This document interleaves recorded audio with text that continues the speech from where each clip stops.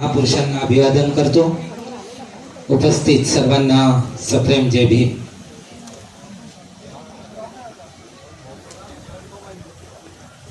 आज चालता फिरता आंबेडकर मेळा जो बाबासाहेब आंबेडकर यांच्या 135व्या जयंती निमित्त संपूर्ण महाराष्ट्रामध्ये 2 महिने जनजागृती अभियान राबवण्यात आलं. त्याचा समारोपीय कार्यक्रम 8व्या बहुजन परिषदेच्या रूपाने येथे संपन्न होत आहे. शेवटचा कार्यक्रम, शेवटचा वक्ता अध्यक्ष म्हणून 2 महिने सोपं काम नव्हतं. प्लान केला जेव्हा प्रोग्राम, इच्छा तर खूप होती की कांशीराम साहेबांनी ज्या पद्धतीने 2 महिने आंबेडकर मेळा ऑन व्हील्स 1980 मध्ये राबवलं, आपणही राबवावं. पण जसे जसे कार्यक्रमाची तारीख जवळ येत होती, मनातली भीती वाढत होती, होईल की नाही होईल. 2 महिने महाराष्ट्रभर, कधी 10 दिवस घरापासून दूर, कधी 12 दिवस दूर, एवढ्या लांबचा प्रवास, उन्हातानाचे दिवस, पैसा उभा होईल की नाही होईल, जेवढा लागतोय तेवढा. कारण इथे बसलेले मोस्टली कार्यकर्ते आहेत आणि सगळेच समाजात जातात आणि सगळ्यांना तो अनुभव आहे की समाज ज्ञान तो खूप बगारतो, पण करायची वेळ येते त्यावेळी मागे सरतो. 8-10 लाखाचा जवळपास बजेट हा डोळ्यापुढे ठेवून की एवढं सगळं होईल का, त्यावर पुनर्विचार करणे आणि शेवटी तो यशस्वी करून आज त्याचा समारोप होतो आहे. कहीं हम भूल ना जाए, टीमचे जेवढे ऍक्टिव्ह कार्यकर्ते आहेत, जेवढे सिंपथायझर आहेत आणि इथे बसलेला, हॉलमध्ये बसलेला प्रत्येक व्यक्ती, सगळ्यांचे खूप खूप धन्यवाद आणि अभिनंदन सुद्धा. या कालावधीमध्ये तुम्ही सगळ्या संघटनांकडे, सगळ्या बहुजन चळवळीकडे बघून घ्या. या पद्धतीचं जमिनीवर राबायला कोणीच तयार नाही आणि आपण ते करून दाखवलं. त्यामुळे सगळ्यांचं अभिनंदन निश्चितच. ही चळवळ बाबासाहेबांनंतर एका वेगळ्या उंचीवर नेऊन ठेवण्याचं कार्य फक्त एका माणसाला ते क्रेडिट जाता.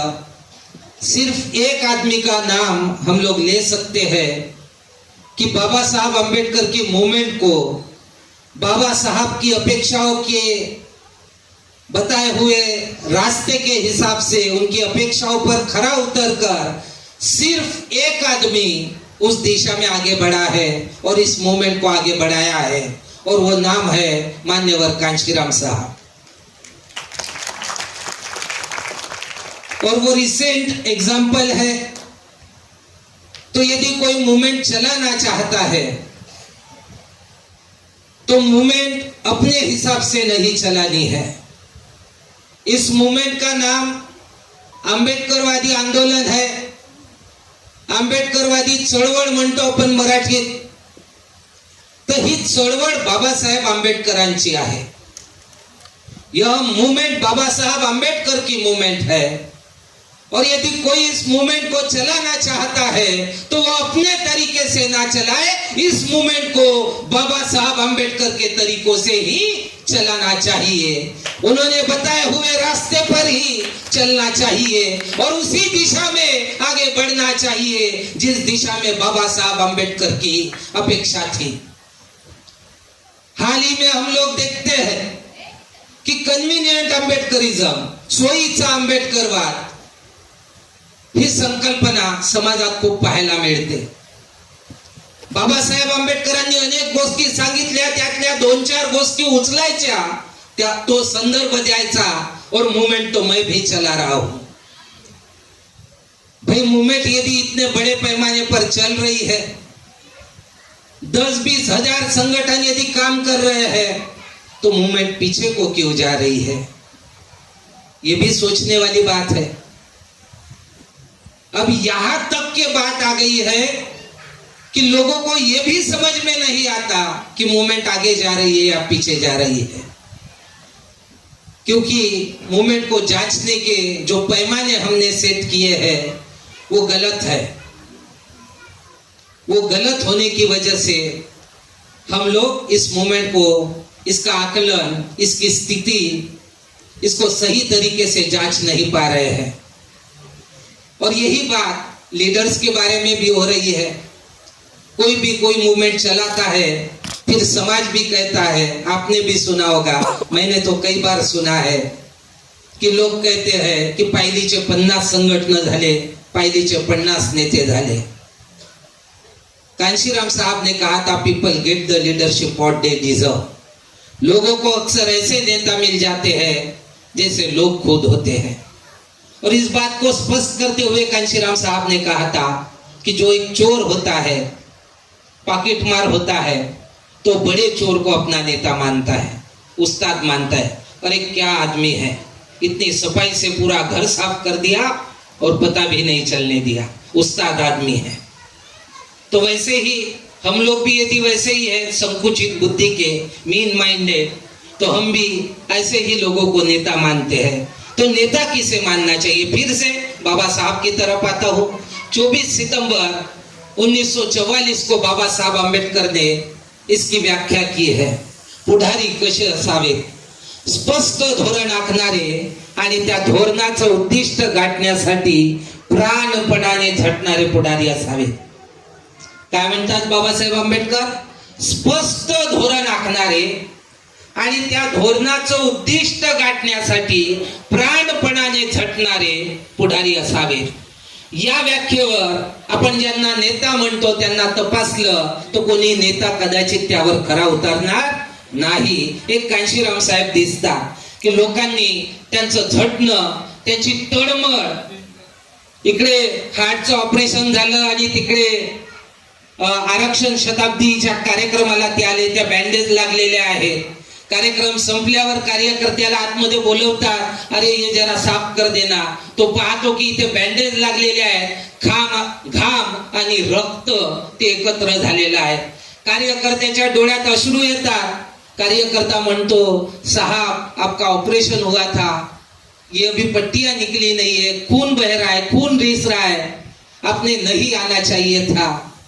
कांशीराम साहब म्हणतात कि अरे शाहू महाराज का काम करने के लिए कोई आगे नहीं आ रहा, उनका काम मैं नहीं करूंगा तो ये काम आगे कैसे बढ़ेगा। म्हणजे ते जीवाची पर्वा न करता काम करणारे ते आपल्याला दिसले। आणि म्हणून शिकायचं असेल की मूवमेंट कशी चालवायची आहे, कोणती चालवायची आहे, तर बाबासाहेब आंबेडकरांची चालवायची आहे। आणि कशी चालवायची आहे तर कांशीराम साहेबांनी चालवून दाखवली तशी चालवायची आहे। कांशीराम साहब म्हणायचे कि महाराष्ट्र से मैं 2 चीजें सीखा, बाबा साहब आंबेडकर से सीखा कि मूवमेंट कैसे चलानी, और महाराष्ट्र के जो खुद को आंबेडकरवादी कहते हैं उनसे सीखा कि मूवमेंट कैसे नहीं चलानी चाहिए। ये बात हमारे लिए कुछ मायने रखती है या नहीं रखती, क्योंकि बिहेवियर जो है, आमची वागणूक जी आहे त्या वागणुकीत खूप सारा काही बदल आलेला नाही। साहेब मूवमेंट चालवत होते तो काळ आणि आजचा काळ खूप काही बदल आलेला नाही। आणि ज्यावेळी मूवमेंटला लीड करणारे सही पर्सन असतात त्यावेळी काम आपण करावं, पण खूप डोकं लावायची न खूप नाही केलं तरी चालतं, कारण त्या पर्सनच्या भरोशावरती मूवमेंट पुढे जात असते। पण ज्यावेळी ती पर्सन नसते त्यावेळी निश्चितपणे जे कन्सर्न करतात त्या मूवमेंटला, त्या मूवमेंट बद्दल ज्यांच्या मनात आत्मीयता आहे त्यांची जबाबदारी वाढलेली असते। आणि या चळवळीचा भार आता कोण उचलेल? बहीणजी आहेत, बहीणजी तिकडे आपल्या लेवलवर काम करतात, इकडे महाराष्ट्रामध्ये आपल्याला दिसते किंवा देशभरात इतरत्रही आपल्याला दिसते की त्या पद्धतीने काम होत नाही आहे आणि म्हणून मुवमेंट दिवसेंदिवस मागे चालली आहे. प्रतिक्रांतीवादी ताकता ह्या पुढे पुढे पुढे पुढे चाललेल्या आहेत. ती प्रतिक्रांती बोकाडत आहे आणि म्हणून अशा वेळी जो कुठला आपला स्वतःला बुद्धिजीवी वर्ग म्हणतो त्या बुद्धिजीवी वर्गाची मोठी एक जबाबदारी असते. आता काय जबाबदारी असते? बाबासाहेब आंबेडकरांनी जे जातीचे निर्मूलन म्हणजे अॅनिहिलेशन ऑफ कास्ट हा जो ग्रंथ लिहिला त्याच्यामध्ये त्यांनी त्या बुद्धिजीवी वर्गाची इंटेलेक्च्युअल क्लासची एक व्याख्या केली. बाबासाहेब तिथे म्हणतात प्रत्येक देशातील बुद्धिजीवी वर्ग हा जरी सत्ताधारी वर्ग नसला तरी अत्यंत प्रभावशाली वर्ग असतो. बुद्धिजीवी वर्ग हा असा वर्ग असतो जो पुढेच पाहू शकतो, तो सल्ला देऊ शकतो आणि नेतृत्व करू शकतो. कोणत्याही देशातील बहुसंख्यक जनता ही बौद्धिक विचारवंतांचे आणि कृतिशीलतेचे जीवन जगत नसते. ती फार मोठ्या प्रमाणात अनुकरणशील असते व बुद्धिजीवी वर्गाचे अनुकरण करते. देशाचे समग्र भवितव्य हे बुद्धिजीवी वर्गावर अवलंबून असते. या कथनात मुळीच अतिशयोक्ती नाही. जर बुद्धिजीवी वर्ग हा प्रामाणिक, स्वतंत्र आणि निस्वार्थ असेल तर संकट उद्भवले असता तो पुढाकार घेईल आणि योग्य नेतृत्व देईल असा विश्वास ठेवला जाऊ शकतो. आपल्याकडे डिग्री घेतलेले लोक स्वतःला बुद्धिजीवी म्हणतात, मोठे अधिकारी असतील ते स्वतःला बुद्धिजीवी म्हणतात, मोठा धनाढ्य व्यक्ती असेल तो स्वतःला बुद्धिजीवी म्हणतो. पण या व्याख्येच्या अनुषंगाने तो कार्य करतोय का? मुवमेंट कोणत्या लेवलवर चालली पाहिजे याचाही विचार करायला पाहिजे. अनेक लोक म्हणतात की आपल्या वस्ती लेवलवर आपण काम करू म्हणजे चळवळ चालेल. मग बाबासाहेब आंबेडकरांनी वस्ती लेवलवर चळवळ चालवायला सांगितलं का? कांशीराम साहेबांनी वस्ती लेवलवर किंवा जिल्हा लेवलवर चळवळ चालवली का? वस्त्यांमध्ये काय देशाचे कायदे बनतात का? किंवा ते कायदे राबवण्याची ताकद त्या वस्त्यांमध्ये असते का? नाही. वस्त्या लेवलवर तर त्या कायद्याचा विरोध करायची ताकद नसते. ही ताकद एक तर राज्य लेवलवर असते, स्टेटशी कन्सर्न असलेल्या मुद्द्यांवर, नाही तर मग ते केंद्र लेवलवर मोठ्या प्रमाणात असते. आणि म्हणून चळवळ जो कोणी चालवत असेल त्या लेवल पर्यंतची चळवळ पाहिजे हे निश्चित आहे. हे बाबासाहेबांनी ठरवलं, हे कांशीराम साहेबांनी करून दाखवलं. याचा अर्थ आपण आपला टाइम, टॅलेंट, ट्रेजर हा जाम करून ठेवू नये. आपले रिसोर्सेस लिमिटेड आहेत, मर्यादित आहेत, ते छोट्या लेवलवर जाम करून ठेवता कामा नये. आणि म्हणून मोठ्या लेवलच्या संघटनेशी ॲफिलिएटेड असूनच ते काम निश्चितपणे झाले पाहिजे. पण कामाची पद्धत तीच असली पाहिजे जी साहेबांनी राबवली, जी बाबासाहेब आंबेडकरांनी सांगितली. आणि म्हणून त्या दिशेचं काम कही हम भूलना जायची टीम ही सातत्याने करण्याचा प्रयत्न करत आहे. आता आमची क्षमता कालपर्यंत कमी होती तर छोट्या लेवलवर होतं, माहीत हे होतं की मोठ्या लेवलवरच कामाची गरज आहे. पण मग उपाय काय? क्षमता नसेल तर उपाय काय? मग क्षमता वाढवणं हा एक उपाय आहे. आणि कही हम भूलना जायच्या टीमने ती क्षमता आपण बघितलं असेल की पहिला जी काही रॅली झाली ती 5 दिवसाची नागपूर शहरात झाली. 10 दिवसाची रॅली ही नागपूर जिल्ह्यात झाली. त्यानंतर 26 दिवसाची रॅली ही विदर्भात झाली. आणि आता 47 दिवसाची रॅली ही महाराष्ट्रात झाली. म्हणजे मागच्या 3 वर्षामध्ये आपण लोकांनी आपली क्षमता या पद्धतीने वाढवलेली आहे आणि आपण हे काम करू शकतो. ठीक आहे, सगळे लोक सगळ्या ठिकाणी पूर्णता नसतील, पण सगळ्यांच्या सहकार्यातून हे काम पुढे होत जात आहे हे देखील तेवढंच निश्चित आहे. आणि त्या दिशेची गरज आहे. आणि हे करत असताना मग आपल्याला तयार व्हावं लागेल. आपली लढाई आहे ती लढाई या देशातील विषमतावादासोबत आहे. आणि लढाई लढत असताना शिपाई लागतात. या विषमतावादाविरुद्ध पहिली लढाई बुद्धांनी लढली. आणि बुद्ध एकटे नाही लढले, त्यांनी एक फौज उभी केली. त्या फौजचं नाव आपल्याला जे माहिती आहे, त्या फौजचं नाव भिक्खू संघ. पण त्याचं अजून एक नाव होतं आणि ते नाव होतं धम्मसेना. या भिक्खू संघाला अजून एक नाव होतं, ते नाव होतं धम्मसेना. आणि एकदा एका भिक्खूंनी तथागताला विचारलं, बुद्धांना विचारलं की आपल्या याच्यामध्ये धम्मसेना नाव आहे आणि सेना तर आपण राजाची पाहतो आणि ती सेना तर लढाई लढते, ती आपल्या राज्याच्या रक्षणासाठी लढते, नाही तर दुसरं राज्य मिळवण्यासाठी लढते, पण आपण तर कुठली लढाई लढत नाही. मग आपल्या याला धम्मसेना सेना नाव का आहे? तर बुद्ध म्हणाले, त्या भिक्खूला सांगतात की आपण ही लढाई लढत आहोत. मग कोणाशी लढतो? तर हे परिवर्तनाचं काम करत असताना, हे बदलावचं काम करत असताना या लढाईमध्ये पहिला संघर्ष आपला स्वतःशी होतो.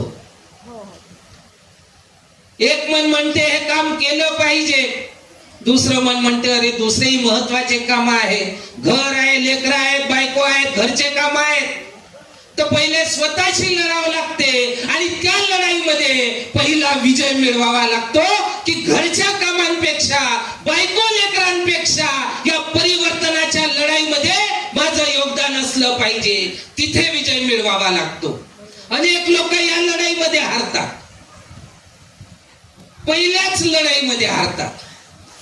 स्वतःशी जिंकलो की मग घरच्यांशी लढावं लागते. कारण तुम्ही काम करतो म्हणता म्हणजे घरचे लोक करूच देतील असं नाहीये. एखादी पुरुष काम करायला निघाला तर त्याची बायको त्याच्यावर कुरकुर कुरकुर करते. एखादी बाई काम करायला निघाली तर तिचा नवऱ्या तिला धमक्या देतो की घरचे काम कोण करण म्हणून. म्हणजे तुमच्या मनाची तयारी जरी झाली, स्वतःशी जिंकलो तर घरातल्यांशी लढावं लागते. हे दुसऱ्या स्टेजची लढाई बुद्ध सांगतात. तिथे विजय मिळवला तर रिश्तेदार नातेदार आहेत, लग्नात येत नाही, वाढदिवसात येत नाही आणि म्हणून अनेक लोक या परिवर्तनाच्या लढाईचे शिपाई होण्यापेक्षा त्या वाढदिवसात लग्नात जाण्यात धन्यतानं मोठेपण मानतात. म्हणजे त्यांना वाटतं की आम्ही नाही गेलो तर नवरा किंवा नवरी असं म्हणेल की मी लग्नच करत नाही, अमुक माणूस नाही आला लग्नाला. असं झालं का? ऐकलं का कोणी? मी तर नाही ऐकलं, एवढ्या वर्षाचा झालो तर. म्हणजे अशा कार्यक्रमांमध्ये यावं आणि ज्या चळवळीने माणूस पण मिळवून दिलं, ते माणूस पण मुलाबाळांचं टिकवून ठेवण्यासाठी लढावं, तर तिकडं लग्न खाण्यामध्ये त्यांना मोठेपण वाटते, वाढदिवसात जाण्यात मोठेपण वाटते. म्हणजे मोठमोठ्या डिग्र्या घेतो, ग्रॅज्युएट, पोस्ट ग्रॅज्युएट आणि PhD सारख्या डिग्र्या घेतो आणि एवढी अक्कल येत नाही की चळवळ मोठं की एखाद्याचं लग्न. आणि बाबासाहेबाला मानतो. तर कसे मानतो? बाबासाहेबाची फोटो आहे घरात, बाबासाहेबाला मानतो. चक्र लावलं घराला, बाबासाहेबाला मानतो. हे बाबासाहेबांना सांगितलं असेल कुठंतरी, नाही का, कसं करा. अरे बाबासाहेब तर म्हणाले, मगाशी अश्विनताईने आठवण करून दिली की माझा जय जयकार करण्यापेक्षा माझ्या दृष्टीने जे महत्वपूर्ण आहे ते मिळवण्यासाठी प्राणपणाने झटा म्हणून. ते नाही जमत. ते करताना मोठं जीवावर येते, नाही का. आणि आंबेडकरांचे लेकरं आहोत किंवा लेकी आहोत. आता मी तर नेहमी बोलतो, काही लोकांना तर सवय झाली असेल, म्हणतही असतील हे तर नेहमीच आहे. कधी कधी तर मी हेही बोलतो की आपली चमडी नाही का गेंड्यापेक्षा जास्त जाड झाली. म्हणजे चिमटे घेतो किंवा काही टोचतो तर काही रुततच नाही. हसतो तो गेंडा माझ्याकडे पण, मी टोचतो आहे पीन आणि तो हसतो आहे. म्हणून ते वामनदादाचं मगाशी आपल्यापैकी कोणी बोलले की मला चीड येत नाही हाच माझा गुन्हा, माझ्यातला भीम मीच केला उना, दोष देऊ कुणा, दोष देऊ कुणा, दोष देऊ कुणा. त्या गालिबचाही एक शेर आहे, उम्रभर गालिब. हल्ली आपल्याला नाही का समाजामध्ये असेही लोक खूप दिसतात की मला तर चळवळ समजली पण त्याचं हे चुकते, त्याचं ते चुकते, त्यानं असं नाही असं करायला पाहिजे, अतुल पाटीलनं असं नाही बोलायला पाहिजे असं बोलायला पाहिजे. तर त्या गालिबचा शेर तो एक कामात येतो. उम्रभर गालिब बस यही भूल करता रहा, धूल चेहरे पे थी और आईना साफ करता रहा. हे असंही होता कामा नये. आणि म्हणून कांशीराम साहेबापासून बोध घेताना ते म्हणतात की भाई मूवमेंट का काम करना जरूरी है और ये काम होना चाहिए. कौन करेगा? तो जिसे मूवमेंट समझी उसने ये काम करना चाहिए, जिसे ये मूवमेंट ज्यादा समझी उसने ज्यादा काम करना चाहिए. तर आम्हाला वाटतं आम्हाला मूवमेंट समजली आणि म्हणून आम्ही लोक हे काम दिवस रात्र करतो आहे. या कामामध्ये आपलं योगदान द्यावं लागेल. या कामाला वाढवण्यासाठी, या कामाला यश मिळवण्यासाठी आपले इनपुट्स वाढवावे लागतील. बाबासाहेब आंबेडकर म्हणतात, 1952 ला म्हणतात की गेल्या 25 वर्षात मी जेवढे काम केलेले आहे, जे काही मी मिळवून दिलेलं आहे, एवढं काम जगात कधीही कुठेही कोणीही केलेलं नाही. हे मी अभिमानाने सांगत नाही तर आत्मविश्वासाने सांगतोय. हे बाबासाहेब बोलतात की गेल्या 25 वर्षात मी जेवढे काम केलेलं आहे, एवढं काम जगात कधीही कुठेही कोणीही केलेलं नाही. कारण एखाद्या देशामध्ये संख्येचा अनुपात पहा किंवा मग देश लेवलवर पहा की एखाद्या देशामध्ये 2000 वर्षाची गुलामगिरी असेल आणि ती गुलामगिरी एखाद्या माणसानं एखाद्या हयातीत संपवली असेल, हे उदाहरण जगाच्या पाठीवर फक्त आणि फक्त भारतातलं बाबासाहेब डॉक्टर भीमराव आंबेडकर आहे, दुसरं उदाहरण नाही. संवैधानिकरित्या ज्याचे बेनिफिट आपण आजही घेतो आहे.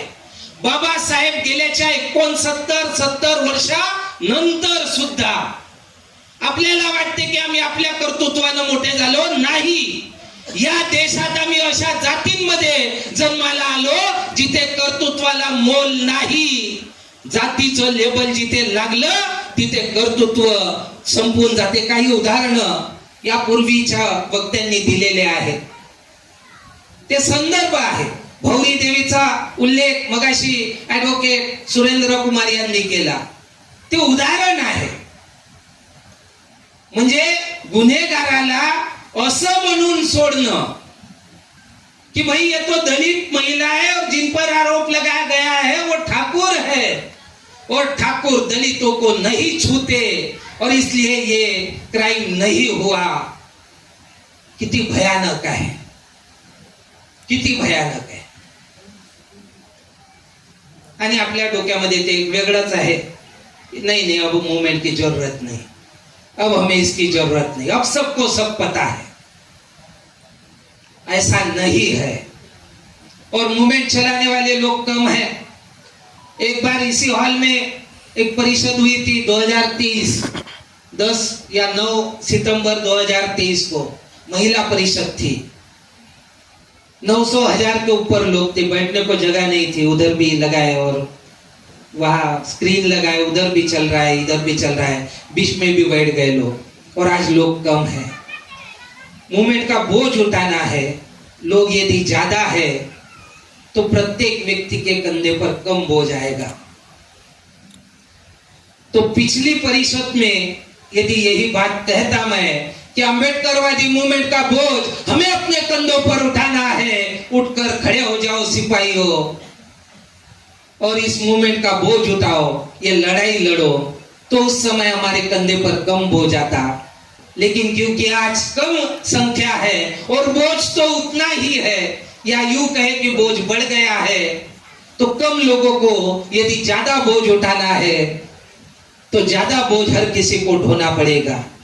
और यदि हम लोग इस मूवमेंट का बोझ कम करना चाहते अपने कंधों पर का, तो हमें संख्या बढ़ानी होगी, हमें लोगों तक निरंतर जाना होगा, हमें लोग तैयार करने की प्रक्रिया में लोगों को लाना होगा। और लोग तैयार करने की प्रक्रिया प्राचीन समय में बुद्ध ने सिखाई, आधुनिक समय में मान्यवर कांशीराम साहब तक के वही प्रक्रिया इस्तेमाल की गई कि हमें लोगों तक पहुंचना होगा, हमें लोगों को उनकी जिम्मेदारी का एहसास दिलाना होगा, हमें उन्हें इतिहास बताना होगा कि इस देश में हम कौन थे, इस देश में हमारी क्या औकात थी, इस देश में कुत्तों को वैल्यू थी, इस देश में गाय को अभी भी है, इस देश में बकरी को वैल्यू है, लेकिन हम इंसान होकर हमें वैल्यू नहीं थी।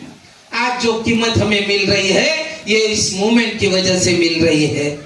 तो इस मूवमेंट को हमें चलाना पड़ेगा और वैचारिक आधार पर चलाना पड़ेगा। इस बात को सबसे पहले हमें समझना होगा, समझने के बाद एक कमिटमेंट करना होगा, अपने आप से लड़ना होगा, अपने घर वालों से लड़ना होगा, अपने रिश्तेदारों से लड़ना होगा, अपने समाज से लड़ना होगा और अंत में असली दुश्मन हमारे सामने आएगा, बाद में उस दुश्मन से लड़कर उसे हराना होगा। तब ये जो सेना है धम्म सेना प्राचीन समय की, आज की हम लोग कह सकते हैं आंबेडकरवादियों की सेना, तब कहीं जाकर हम लोग जीतेंगे, तेव्हा कुठे विजय होईल आणि तेव्हा खऱ्या अर्थाने जय भीम म्हणण्यात एक वेगळा अहंकारही राहील आणि अभिमानही राहील। आता तुमच्यापैकी अनेकांना वाटत नसेल पण मला नेहमी वाटत असते, नाही का?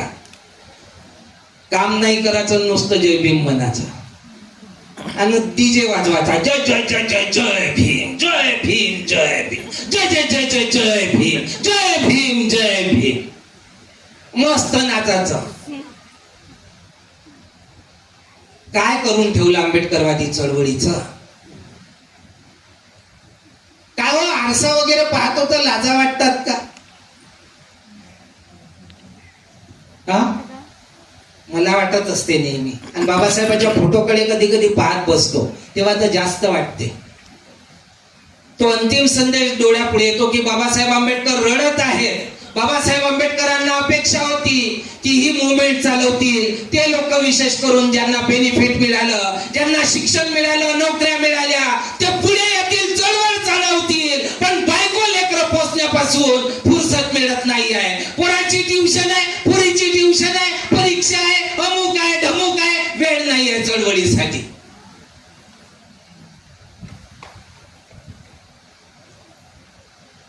ते झालं की लग्न करायचं आहे, नातवं सांभाळायचे, वेळ नाहीये चळवळीसाठी।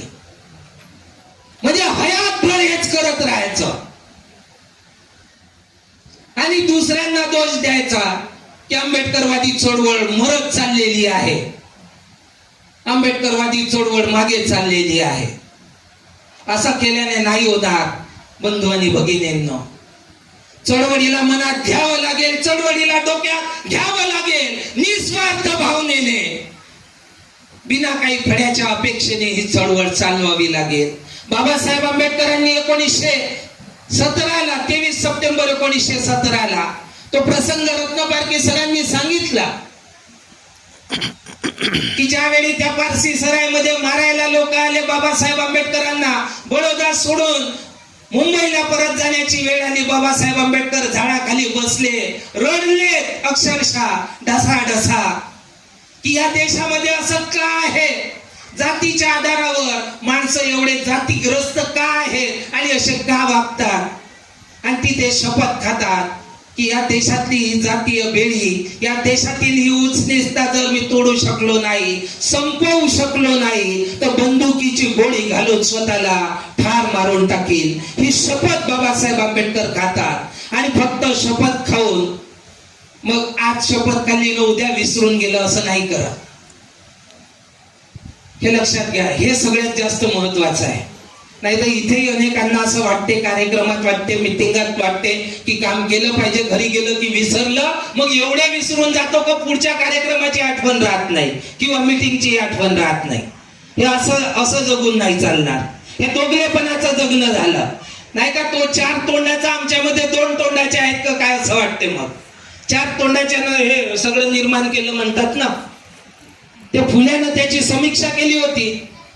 दोन तोंडाचा कोणाला म्हणतो, घडीतच एक बोलते ना घडीतच दुसरं वागते, त्याला दोन तोंड म्हणण्याची सवय आहे. त्या धोंडीपाला स्पष्टीकरण देताना आणि म्हणजे हा तर चार तोंडाचा आहे, हा दोन तोंडांपेक्षाही जास्त खतरनाक आहे.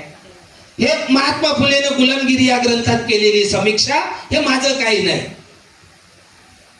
तर आपणही तसं विसंगत वागून चालणार नाही. एक म्हणावंसं वाटतं नाही का, म्हणजे आपल्या क्षमता आहे. त्या आमच्या एका कार्यकर्त्यानं एक वेळा एक उदाहरण असंच मीटिंग मध्ये सांगितलं की म्हणे एक माणूस एकदा घोडा घ्यायला गेला घोडेवाल्याकडे. त्याच्याकडे दोन घोडे होते, एक पांढरा आणि एक काळा. त्या घोड्याला विचारलं, बजेट विचारलं घोडेवाल्याला, तर म्हणे 1 लाख रुपये बजेट आहे. तर ठीक आहे म्हणे, त्याने घोडा दाखवला.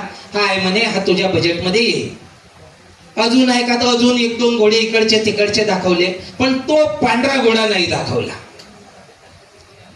आता याच्यामध्ये उत्सुकता वाढली की हा याच्याबद्दल काहीच सांगत नाही. यानं विचारलं उत्सुकतेपोटी की अरे हा घोडा आहे तुमच्याकडे, याबद्दल काही नाही बोलले, हा घोडा कितीला आहे? तर त्याने म्हटलं हा 10 लाख रुपयाचा आहे. आता हा 1 लाख रुपयाचा इकडे ॲव्हरेज येतो आणि तो 10 लाख म्हणतो. तर म्हणे तो विशेष घोडा आहे. तर काय विशेष आहे म्हणे, सांगा याच्यातलं वैशिष्ट्य काय आहे? तर या घोड्यानं मनात आणलं म्हणे, तर बाकीचे घोडे एक दिवसभर चालू शकतात बिना खाल्ल्या पेल्यानं. या घोड्यानं जर मनात आणलं तर हा 5-5 दिवस बिना खाल्ल्या पेल्यानं धावू शकते म्हणे. अच्छा, मग अजून काय वैशिष्ट्य आहे? या घोड्यानं मनात आणलं तर बाकीच्या घोड्याच्या दुप्पट भार उचलू शकतो. अच्छा, अजून काय वैशिष्ट्य आहे? हा घोडा म्हणजे खूपच ताकदवर आहे, बाकीच्या घोड्याच्या तुलनेमध्ये याच्या 2 पट 3 पट तशीच ताकद आहे. बरं म्हणे, एवढे वैशिष्ट्य आहे म्हणून याची किंमत एवढी आहे.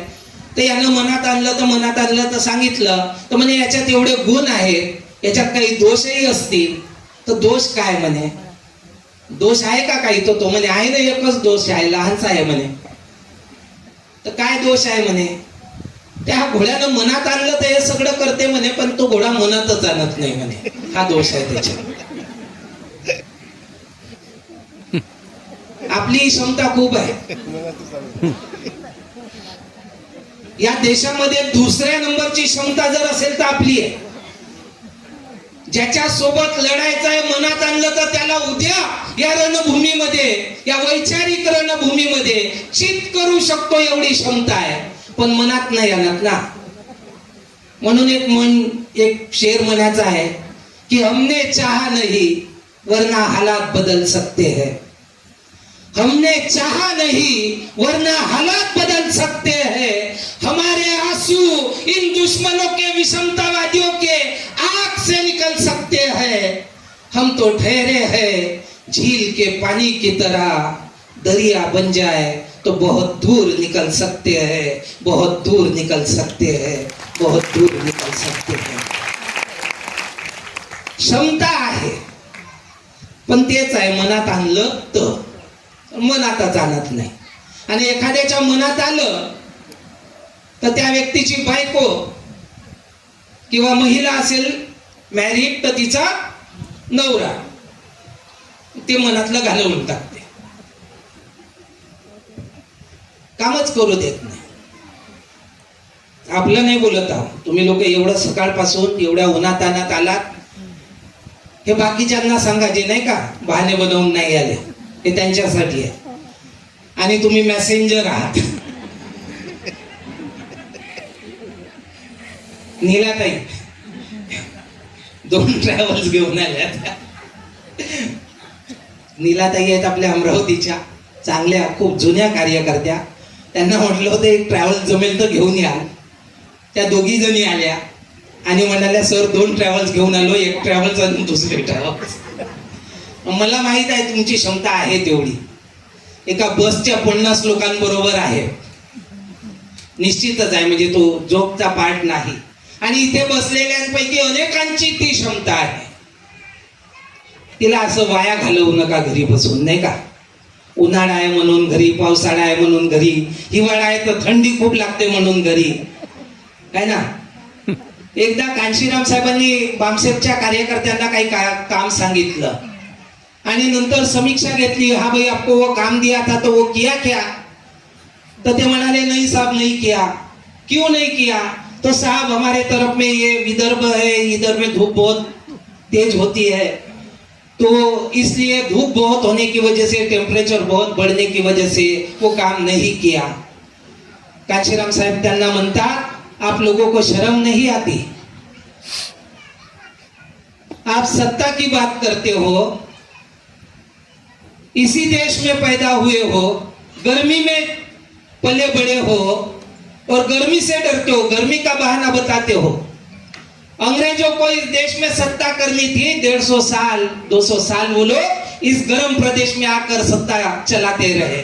वो तो ठंडे प्रदेश के लोग थे, तो सत्ता के लिए उन्होंने 150-200 साल गर्मी झेली. आप गर्म प्रदेश के लोग और उसमें भी दलित लोग, आपसे गर्मी बर्दाश्त नहीं हो रही, आपको गर्मी लग रही है.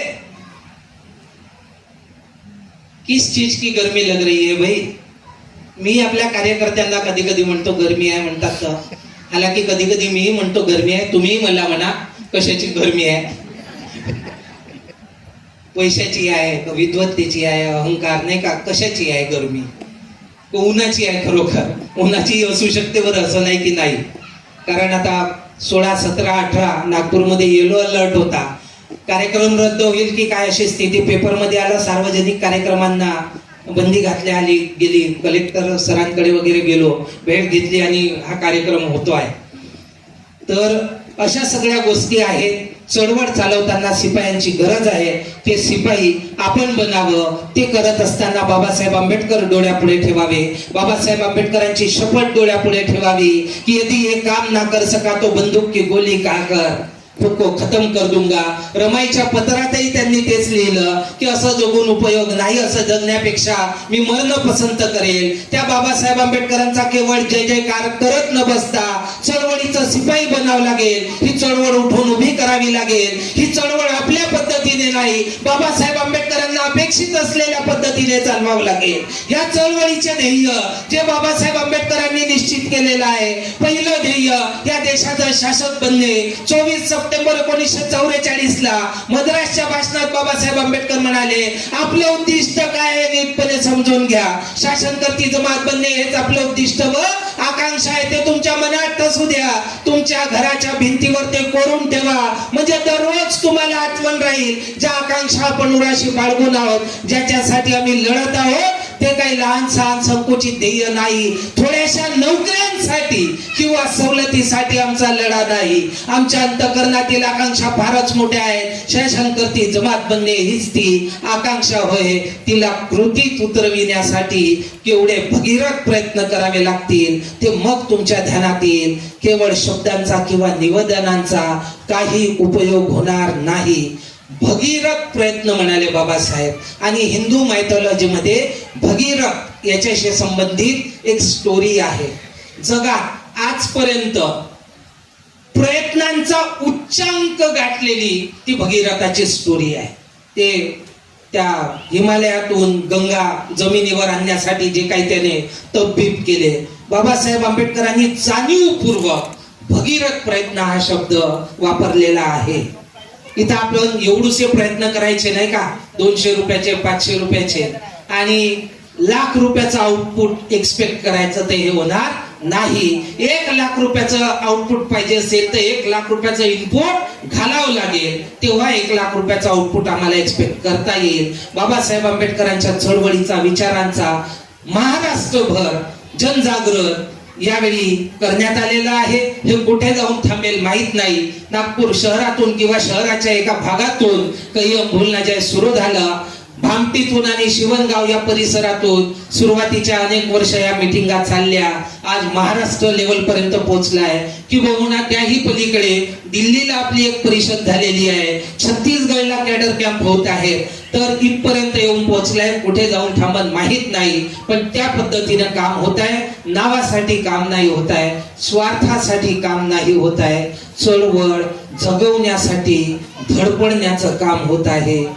हे आपण लक्षात घ्यावं, तपासून पाहावं. जे काही निकष आपल्याकडे असतील, जे काही बाबासाहेब कांशीराम साहेबांनी सांगितले असतील, त्या निकषावर तपासून पाहावं. आणि खरं जर काम दिसत असेल तर निश्चितपणे या कामाला सहकार्य करावं. तुमच्या सहकार्याची खूप मोठ्या प्रमाणात गरज आहे, नितांत गरज आहे. मी कमिटेड आहे, जेव्हापर्यंत जिवंत आहे या चळवळीला चालवण्यासाठी निस्वार्थ भावनेने मी कमिटेड आहे.